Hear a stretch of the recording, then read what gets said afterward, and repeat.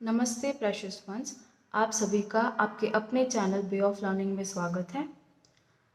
आज का टॉपिक होगा इलेक्शन सिंबल्स। तो शुरू करते हैं।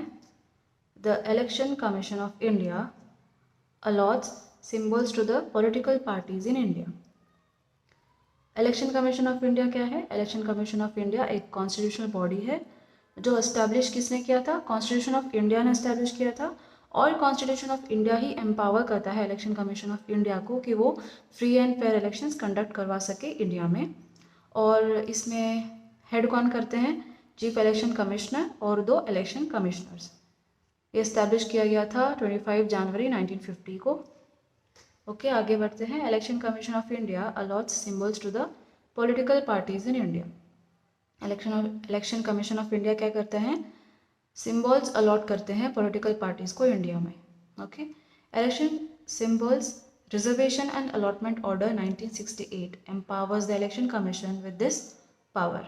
और जो इलेक्शन कमीशन ऑफ इंडिया का ये जो पावर है सिंबल अलॉट करने का, ये किस एक्ट से आता है? Election Symbols Reservation and Allotment Order 1968 से। Okay, several non-descripted and small political parties contest state elections, so symbols are crucial campaigning tools to connect with the voters. बहुत सारे जो डिस्क्रिप्टेड नहीं होते और स्मॉल पॉलिटिकल पार्टीज होते हैं जो छोटे मोटे, वो कंटेस्ट करते हैं स्टेट इलेक्शंस। ओके, तो सिंबल्स के थ्रू सिंबल्स क्या करते हैं? एक important essential crucial campaigning tools की तरह काम करते हैं जो पार्टीज या फिर कैंडिडेट को और वोटर्स को कनेक्ट करता हो। ओके, कुछ नॉन डिस्क्रिप्टेड ओके और छोटे मोटे पॉलिटिकल पार्टीज जो स्टेट इलेक्शंस कंटेस्ट करते हैं। हाँ, तो सिंबल्स क्या करते हैं? एक क्रूशियल कैंपेनिंग टूल की तरह काम करते हैं, एक इम्पॉर्टेंट कैंपेनिंग टूल की तरह काम करते हैं जो कनेक्ट करते हैं किसको? पार्टीज को और वोटर्स को, पार्टीज, कैंडिडेट्स और वोटर्स को। Next, symbols have become a crucial part of the electoral process ever since India held its first national polls in 1951-52। Symbols एक इम्पॉर्टेंट पार्ट बन चुके हैं इलेक्टोरल प्रोसेस के। सिम्बॉल्स एक इम्पॉर्टेंट पार्ट बन चुके हैं इलेक्टोरल प्रोसेस के। कब से? जब इंडिया का फर्स्ट नेशनल पोल्स हुआ था 1951-52 में। Okay, next, in early 1950s 85% of the electorate were illiterate. Allocation of visual symbols to parties and candidates helped people identify the party of their choice. Okay, क्या बोल रहे हैं? 1950 में, early 1950 में 85% of electorate जो थे, जो वोट देते थे वोटर्स, वो इलिटरेट थे। तो ऐसे pictures, visual symbols, pictures basically, जैसे कि कमल, हस्त और बहुत सारे कुछ सिंबल्स पार्टीज और कैंडिडेट्स को जो अलॉट करते हैं, इसके वजह से लोगों को आइडेंटिफाई करने में, किसे पार्टी या फिर कैंडिडेट को आइडेंटिफाई करने में कि वो किसे वोट दे रहे हैं, वो इजी रहा उनके लिए, इसके लिए। ओके, सिंबल्स एक इम्पॉर्टेंट पार्ट है इलेक्शन प्रोसेस के, ये बोल रहे हैं। As per the election symbols reservation and allotment amendment order 2017, party symbols are either reserved or free. Election symbols reservation and allotment order था 1968 और ये फिर अमेंड हुआ अमेंडमेंट ऑर्डर 2017 में। क्या अमेंड किया इसमें? पार्टी सिंबल्स या तो रिजर्व्ड रहेंगे या फिर फ्री रहेंगे। Okay, 6 national parties and 57 state parties across the country have reserved symbols. इतने नेशनल पार्टीज और इतने स्टेट पार्टीज के पास रिजर्व्ड सिंबल्स हैं इंडिया में, हमारे कंट्री में। और nearly 200 free symbols allotted to the unrecognized regional parties that come up before elections. Nearly 200 free symbols allot किए गए हैं अनरिकग्नाइज्ड रीजनल पार्टीज को जो इलेक्शन से पहले आ जाते हैं। Okay, If a party recognized in a particular state contests in elections in another state, it can reserve the symbol being used by it if the symbol is not being used or bear resemblance to that of any other party. क्या बोल रहे हैं? एक party है जो एक particular state में recognised है, पर वो इलेक्शंस कंटेस्ट करती है दूसरे स्टेट में, तो वो उसके जो रिजर्व्ड सिंबल हैं, जो उसको रिजर्व किया गया सिंबल, वो रिजर्व कर सकता है अपने लिए। कब?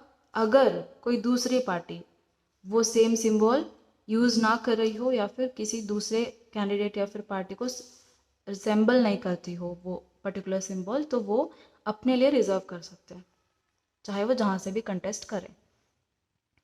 To get a symbol allotted, a party or candidate has to provide a list of 3 symbols from Election Commission's free symbol list at the time of filing nomination papers.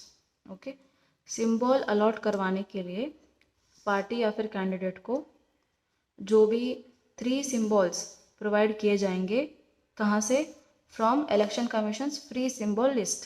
Election commission की free symbol list से 3 symbols provide किए जाएंगे, उसमें से इन्हें choose करना है।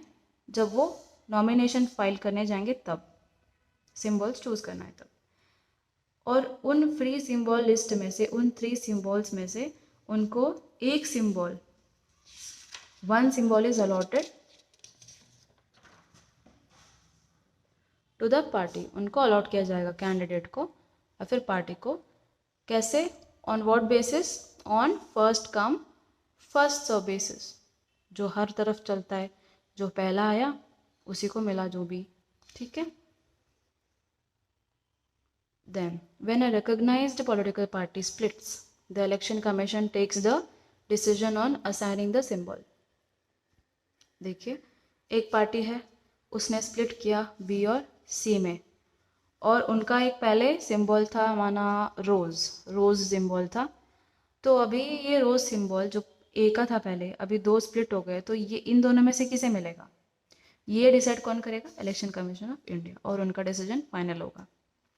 When a recognized political party splits, the Election Commission takes the decision on assigning the symbol. Okay. Election Commission of India is the only authority to decide issues on dispute or a merger under the order.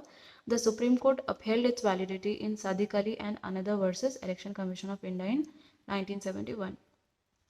कोई भी dispute होता है या फिर merger होता है parties में या फिर कैंडिडेट्स में, इलेक्शंस को लेके, इलेक्शंस के जो भी इश्यूज़ या फिर जो भी डिस्प्यूट्स मर्जर जो भी होते हैं, वो देखने की एक सोल ओनली अथॉरिटी कौन है? Election commission of India.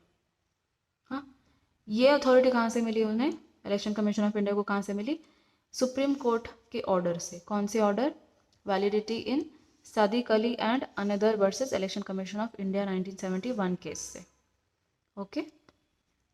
It applies to disputes in recognised national and state parties. और ये और जो ऑर्डर है, ये जो अथॉरिटी है, किस में अप्लाई होती है?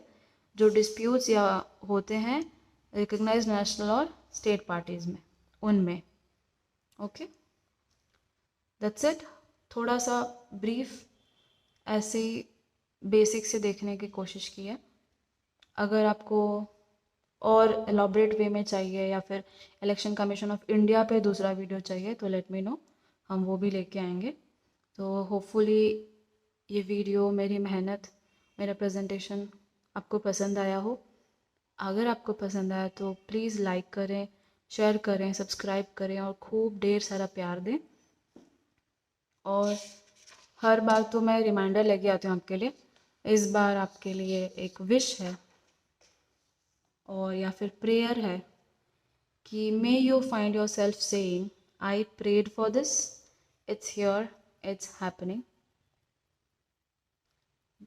आई प्रे, और मेरी ये विश है कि आप जो भी हैं, जितने भी लोग हैं, आप सब, आपके सारे इनोसेंट प्योर इंटेंशन से जो भी विशेस हैं वो जल्द से जल्द पूरे हों, आपके सारे प्रॉब्लम सॉल्व हों, और अब जल्द ही अपने दिल पे हाथ रख के अपने भगवान को हाथ जोड़ के थैंक यू कहने का वो दिन आए कि आपने जो वो प्रे किया था, आपने जो सपना देखा था, जिस चीज़ के लिए आपने मेहनत की वो पूरी हो गई।